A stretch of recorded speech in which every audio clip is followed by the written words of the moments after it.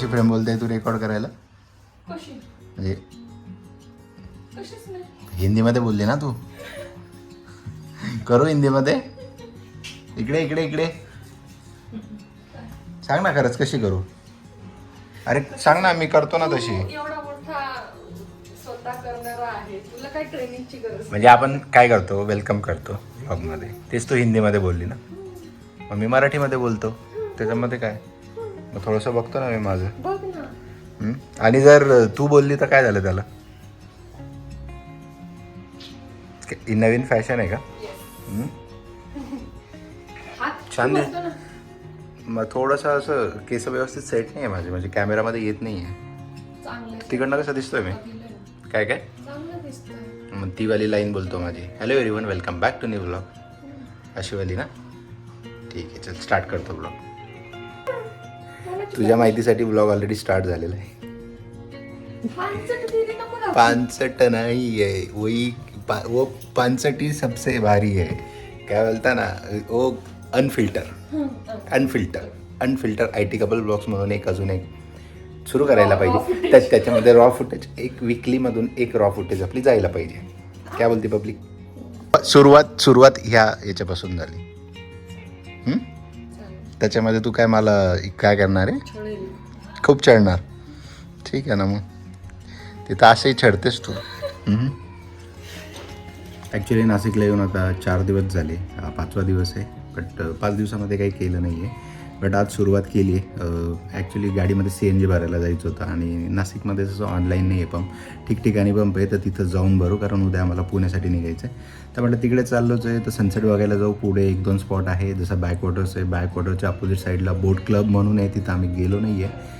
तर आता एक तर बॅकवॉटर्सला जाऊ, एक तर बोट क्लबला जाऊ. खूप म्हणजे बॅकवॉटर्सचं खूप वेळेस गेलेलो आहे नाशिकमध्ये असताना, बट जस्ट घराबाहेरच पडलो नाही 4-5 दिवसामध्ये, आणि त्याच्यामुळे घराबाहेर निघायची इच्छा झालीच. तर आता तिकडे जातो आणि जे की तुम्हाला पुढे दिसेल.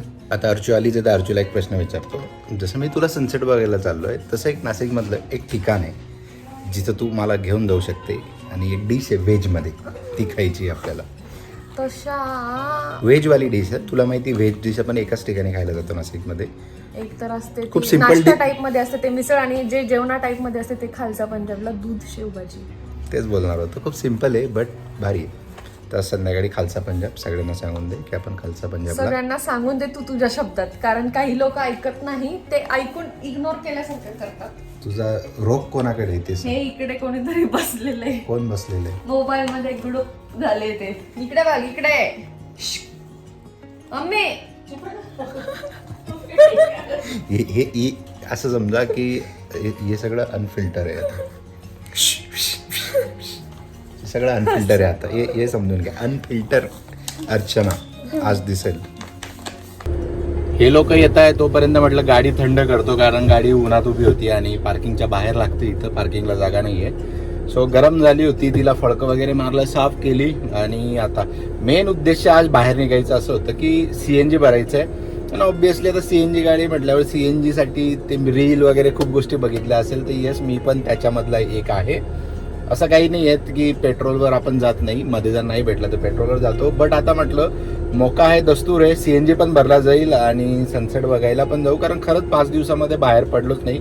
घरीच होतो, त्याच्यामुळे कुठला ब्लॉग पण नाही आला, आणि थोडं एका वेगळ्या कामासाठी आलो होतो, ते पण कंप्लीट झालं. तर एकंदरीत असं सगळं झाल्यानंतर म्हटलं आता उद्या आपण पुण्याच्या लाईफमध्ये आपल्या डेली रुटीनमध्ये आपण आता फिट होणार आहे. सो ही गोष्ट पण आपल्या डेली रुटीनमध्ये येते, ते म्हणजे ब्लॉग. तर तो पण स्टार्ट करावा म्हणून आपला ब्लॉग पण स्टार्ट झाला आहे. तर आता एकंदरीत प्लॅन असा आहे की आम्ही चौघं, म्हणजे अर्जूचा भाऊ आणि वहिनी आणि आम्ही दोघं मिळून आम्ही चाललो आहे सनसेट बघायला. आणि तिकडनं आल्यानंतर मग आम्ही 6 लोक, म्हणजे अर्जूचे मम्मी पप्पा पण जेवायला जाऊ खालसा पंजाबला, जी की फेमस आहे दूध शेवभाजीसाठी. ते तुम्हाला पुढे दिसलंच ब्लॉगमध्ये, दूध शेवभाजी. कारण हा आयटम आम्ही कॉलेजमध्ये असताना खूप ताव मारायचो. खूप जसं पुण्यामध्ये जगदंबासाठी आम्ही जायचो, तसं नाशिकमध्ये आम्ही खालसा पंजाब शेवभाजी खायला जायचो आठवड्यातून 3 ते 4 वेळेस, जेव्हा बॅचलर आमचा ग्रुप होता ना.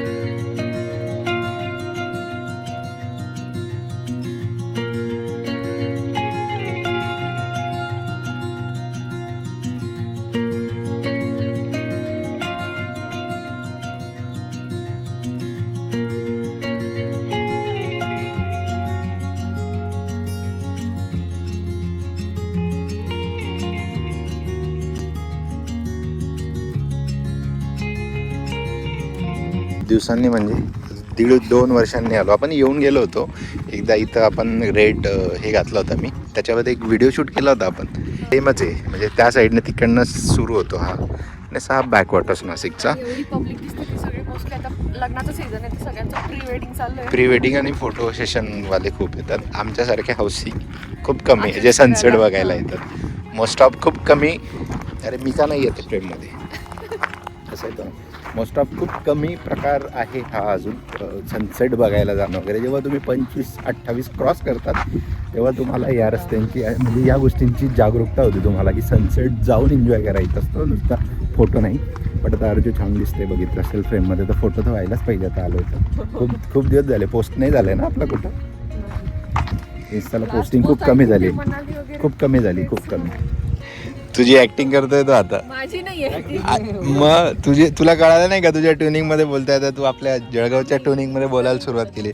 मग तुझी करतोय की बाकीश्रीची करतोय त्याचं त्याला माहिती, बट कोणाची तरी ऍक्टिंग करतोय तो. मग तुझीच आहे. तुला कळालं नाही पण मला कळालं ते. आम्ही आलो होतो सनसेट बघायला, बट बघायला लागतंय आम्हाला प्री वेडिंग.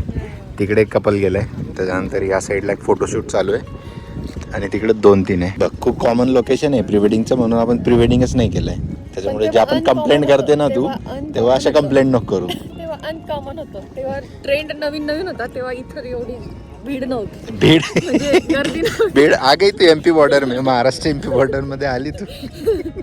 यांचं कुठं झालं होतं, तुमचं कुठं झालं होतं प्री वेडिंग. म्हणजे आमच्या हक्काची जागा आहे. आता एखाद्या वेळेस ना आपण असं करूया, आता सगळे बघत सनसेट खूप एन्जॉय करून झाले. आता एक तो फिशरवाला तो सेटअप असतो ना तो घेऊन यायचा. अशा लोकेशनला सकाळी यायचं आणि इकडे कुठेतरी असा घात लावून बसायचा आणि मग फिशिंग करायची.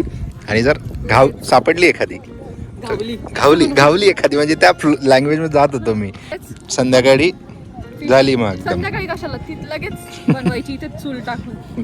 कसली खतरनाक आहे रे तू, म्हणजे प्युअर शाकाहारी. असं पण बाय बोलली की का करायचं काय नाही. प्युअर शाकाहारी. संध्याकाळी तिची व्यवस्था करायची.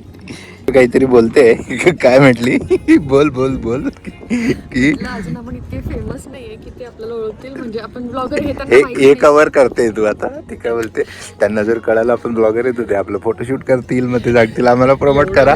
सध्या आपल्याला स्वतःला प्रमोट करायची गरज आहे. जर आपण त्यांना कळलं की आपण ब्लॉगर आहे तर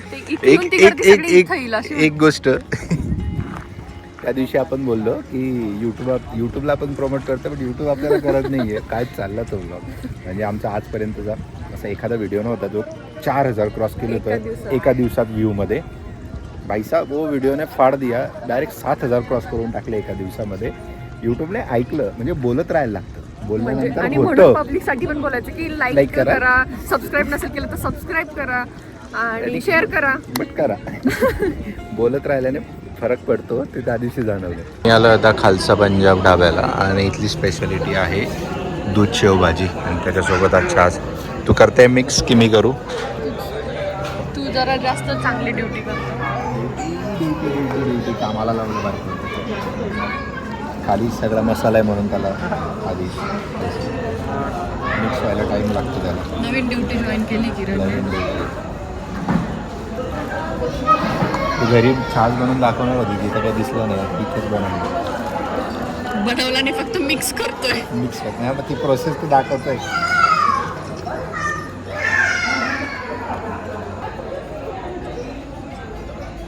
घे सर्व कर. त्यांना एक दे तिकडे. त्यांना तिघांना ती एक घ्या. ही सगळी भाजी दुधामध्ये बनलेली आहे. म्हणजे मसाला पण आहे ऑब्विसली, दूध शेव भाजी आणि त्याच्यावरती ती क्रीम टाकतात.